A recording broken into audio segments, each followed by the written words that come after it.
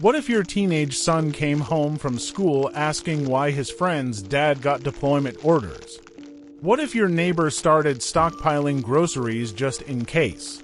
Or what if the evening news showed maps of Eastern Europe every day, and you began recognizing polished towns you had never heard of before?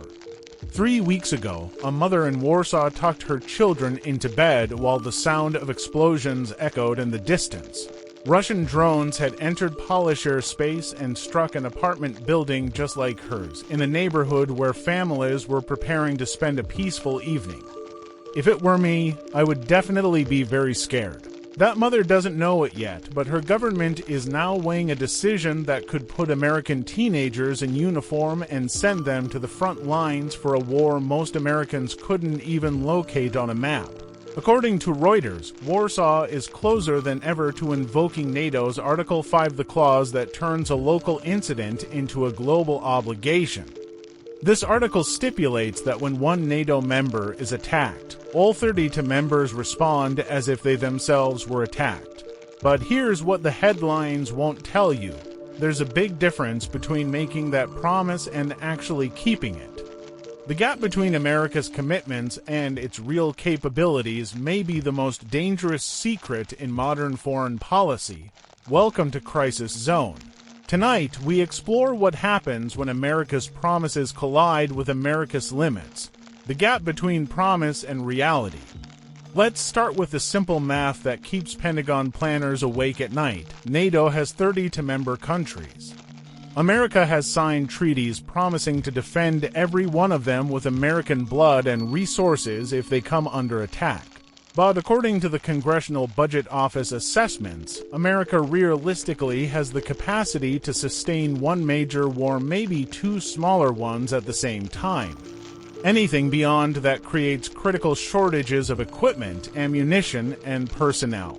And this creates great danger both for us and for you.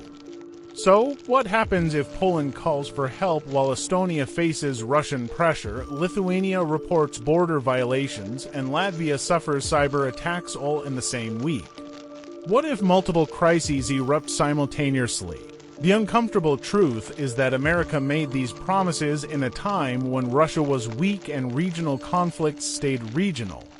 Now, however, adversaries coordinate their actions specifically to exploit America's overextension.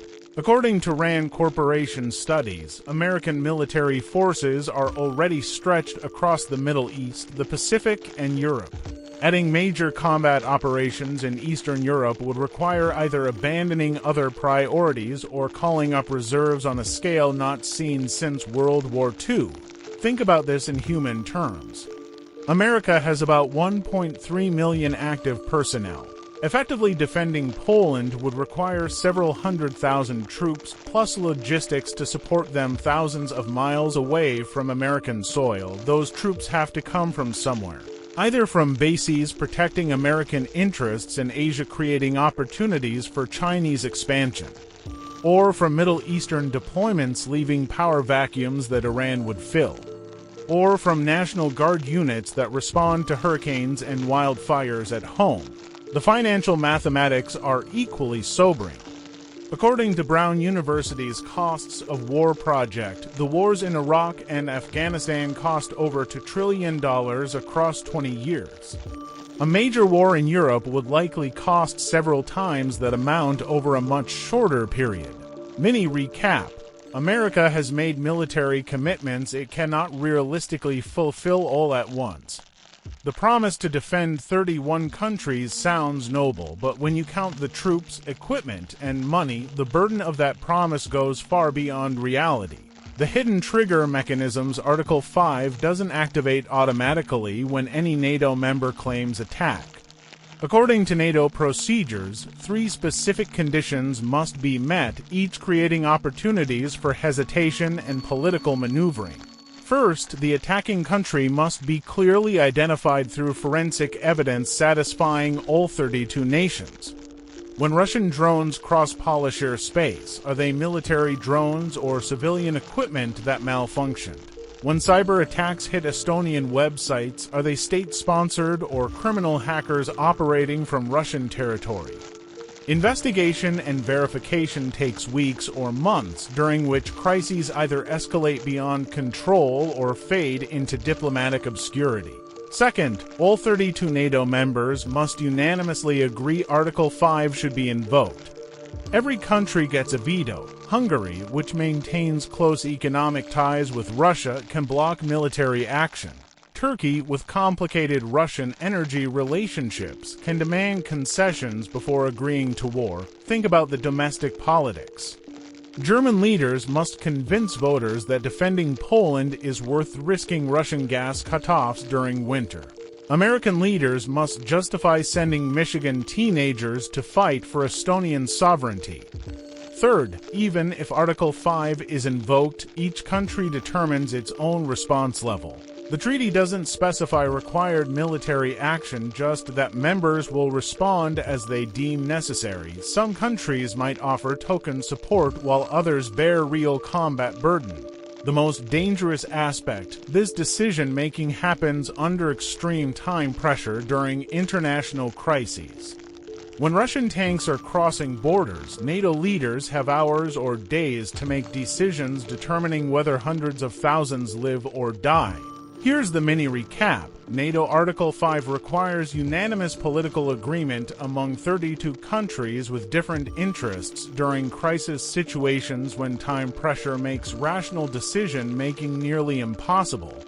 What Article 5 really means for American families? Let me walk you through what collective defense actually looks like for American families, because the human cost extends far beyond military casualties. It starts with phone calls. Military families receive deployment notification within 72 hours of crisis escalation. Parents planning summer vacations suddenly face the possibility that adult children won't be home for months or years. College or OTC students discover their military commitments have become immediate rather than theoretical. National Guard and Reserve components feel the impact most directly. These part-time soldiers maintain civilian careers as teachers, firefighters, nurses, and small business owners, according to Army statistics. Guard and Reserve provide about 40% of military capability during major conflicts. Think about a small Ohio town. When the local hospital loses 3 nurses to deployment, the fire department loses its deputy chief, and the high school loses its chemistry teacher all in the same month. Military service becomes community-wide disruption. Economic ripple effects multiply these impacts. Defense spending during major wars requires dramatic federal expenditure increases, meaning either massive deficit spending or wartime tax increases not seen since World War II. Wartime spending typically drives inflation, particularly in energy and food prices. American families would face higher costs for gasoline and groceries while dealing with reduced local services due to deployment. The psychological impact might be most profound. Americans have lived for 3 generations assuming wars happen over there to other people. Article 5 brings war directly into American homes through deployment orders, casualty notifications, and constant stress wondering whether conventional conflict could escalate to nuclear weapons.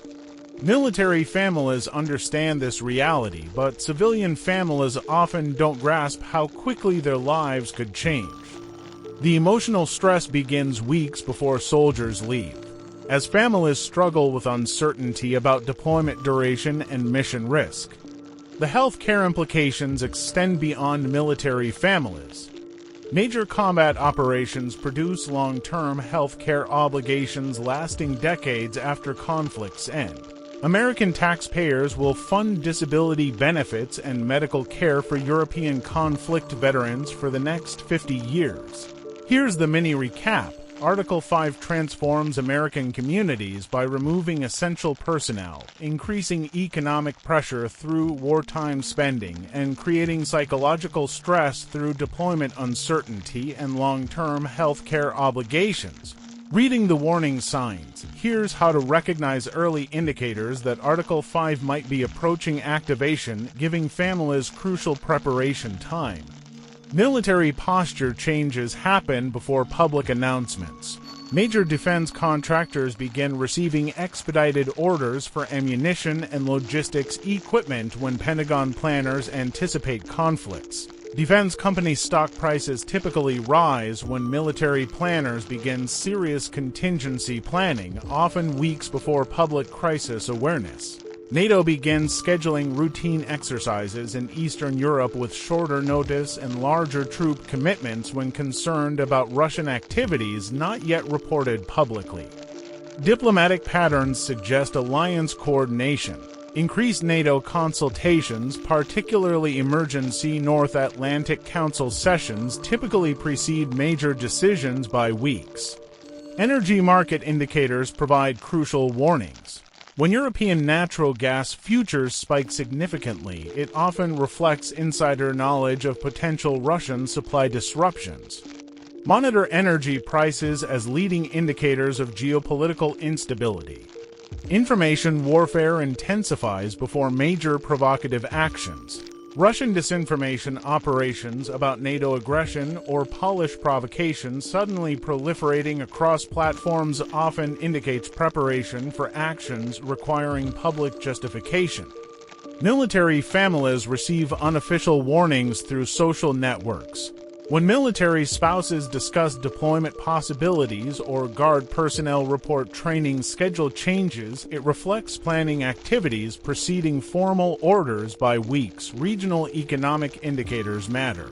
Businesses near military installations receiving government contracts for expanded services, or civilian transportation companies reporting increased military logistics requirements suggests preparation for expanded operations. The most important signs are personal. When neighbors in government or military positions make unusual international comments, when local Guard units schedule additional training, or when military recruiters increase high school activity, it suggests institutional preparation not yet publicly discussed. Here's the mini recap. Warning signs include defense contractor activity, diplomatic consultation patterns, energy market indicators, information warfare campaigns, military family preparations, and personal observations of unusual government or military activity. Personal and family preparedness. Here's what American families can do to build resilience against Article 5 scenarios. Financial preparation requires understanding wartime economic patterns. Families should expect inflation in energy, food, and transportation costs, plus potential consumer goods shortages due to diverted production capacity. Building financial reserves becomes crucial when military deployment might affect family income. Military families receive deployment supplements, but civilian families losing income due to Guard activation may face temporary hardship. Having 3 to 6 months expenses saved provides essential buffer time. Emergency communication planning takes additional importance when normal systems might be disrupted by cyber attacks or overwhelmed by crisis traffic. Establish communication plans including multiple contact methods and predetermined meeting locations. Supply chain preparation should focus on essentials depending on international trade or complex logistics. Medical supplies, electronics, and certain food products become scarce when transportation resources are diverted to military purposes. The most important preparation is psychological. Article 5 scenarios unfold over weeks or months, creating sustained stress affecting family decision-making and community relationships. Families who discuss potential scenarios beforehand make better decisions during actual crises. Children need age-appropriate information about international situations and family emergency plans. Children who understand family preparedness measures experience less anxiety during crises than those who sense adult stress without understanding causes. Community connections become essential during extended crisis periods.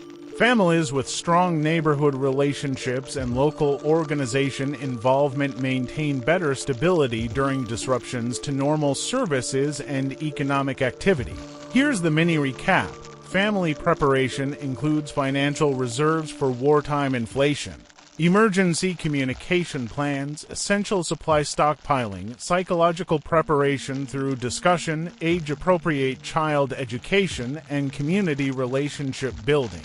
The moment of truth. Let me paint the picture of what the actual decision moment looks like. Imagine it's Tuesday evening. Your family is finishing dinner when your phone buzzes. Russian forces attack Polish military installations, multiple casualties. NATO emergency session called. Your daughter asks what this means for her friend whose brother is stationed in Germany. Within hours, living rooms across America have the same conversation. Military families check deployment readiness.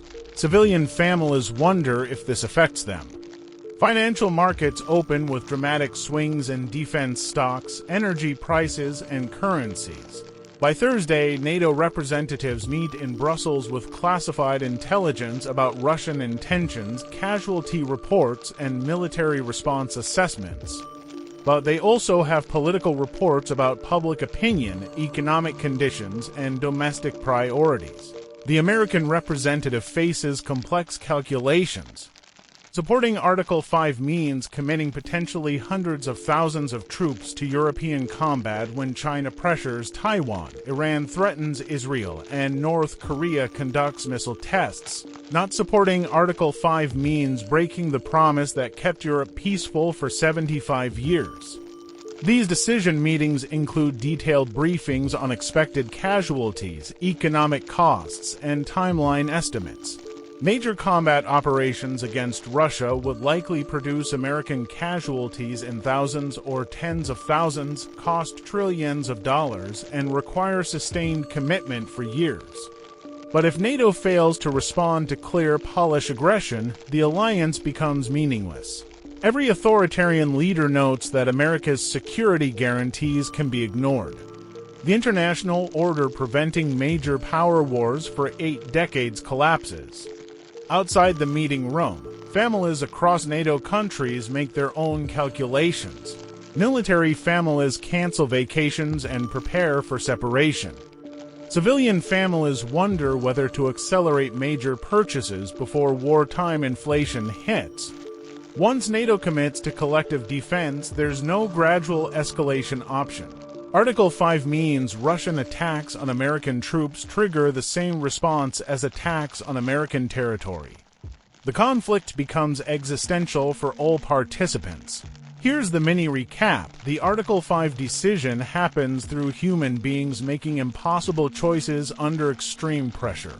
Knowing their choices determine whether thousands of families lose loved ones and whether the international system maintaining peace survives or collapses. Conclusion: NATO's Article 5 represents the most important promise America has made to other countries. And it's a promise most Americans don't understand until too late.